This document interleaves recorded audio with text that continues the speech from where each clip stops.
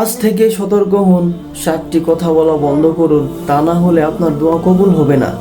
একজন মুসলিমের কখনো বলা উচিত নয় এমন কিছু বাক্য। ইবনুল কাইয়্যিম রাহিমাহুল্লাহ বলেছেন, গুনাহ দোয়াকে ঠেকিয়ে দেয়, যেমন আগুন ও পানি একে অপরের বিপরীত। শেষে দেওয়া গাইডটা অবশ্যই দেখবেন, সেখানে দোয়া কবুল হওয়ার একটি প্রমাণিত পদ্ধতি দেওয়া আছে। এই 7টি কথা বলা থেকে অবশ্যই বাঁচবেন। 1 নাম্বার, ওর চেহারা দেখো। কারো চেহারা নিয়ে উপহাস করা আল্লাহর সৃষ্টিকে উপহাস করা। আল্লাহ তাআলা বলছেন, অবশ্যই আমি মানুষকে সৃষ্টি করেছি সর্বোত্তম গঠনে। সূরা 3 আয়াত 4 আল্লাহ তাআলা এই কথা বলছেন। 2 নাম্বার, আল্লাহ আমাকে ক্ষমা করবেন না। আল্লাহ তাআলা বলছেন, হে আমার বান্দাগণ, যারা নিজেদের উপর বাড়াবাড়ি করছো, তোমরা আল্লাহর রহমত থেকে নিরাশ হইও না। অবশ্যই আল্লাহ সকল পাপ ক্ষমা করে দেবেন, নিশ্চয়ই তিনি ক্ষমাশীল, পরম দয়ালু। সূরা আজ-জুমার আয়াত 53-তে আল্লাহ তাআলা এই কথা বলছেন। 3 নাম্বার, আল্লাহ তাআলা আমাকে ঘৃণা করেন। তিনি আল ওয়াদুদ, পরম ভালোবাসার মালিক, আর তিনি অত্যন্ত ক্ষমাশীল, প্রেমময়। সূরা বুরুজ আয়াত 14-তে আল্লাহ তাআলা এই কথা বলছেন। 4 নাম্বার, আমি আল্লাহকে নিয়ে সন্দেহ করি। দোয়া করার সময় পূর্ণ ইয়াকিন নিয়ে দোয়া করুন।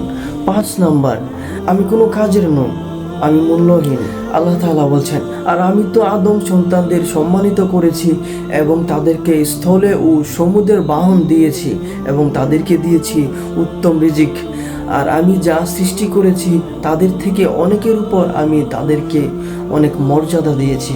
সূরা আল ইসরা আয়াত 70-এ আল্লাহ তাআলা এই কথা বলছেন। 6 নাম্বার, গালিগালাজ বা বাজে কথা বলা। ভালো কথা বলুন, নইলে নীরব থাকুন। রাসূল সাল্লাল্লাহু আলাইহি ওয়াসাল্লাম বলেছেন, মুমিন কখনো দোষরূপকারী ও নিন্দাকারী হতে পারে না, অভিশাপকারী হতে পারে না, অশ্লীল কাজ করতে পারে না এবং কটুভাষী হতে পারে না। সহিহ তিরমিজি হাদিস 1977।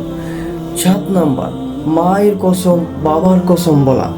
শপথ কেবল আল্লাহর নামে বৈধ। নবী সাল্লাল্লাহু আলাইহি ওয়াসাল্লাম বলেছেন, কারো হলফ করতে হলে সে যেন আল্লাহর নামে হলফ করে, নতুবা চুপ করে থাকে। সহিহ বুখারী হাদিস 2679। দোয়া কবুল হওয়ার উপায়। যদি সত্যি চান আপনার দোয়া কবুল হোক, তবে এমনভাবে দোয়া করুন যেভাবে রাসূল সাল্লাল্লাহু আলাইহি ওয়াসাল্লাম আমাদেরকে শিক্ষা দিয়েছে। 1 নাম্বার, প্রথমে আল্লাহর প্রশংসা করুন।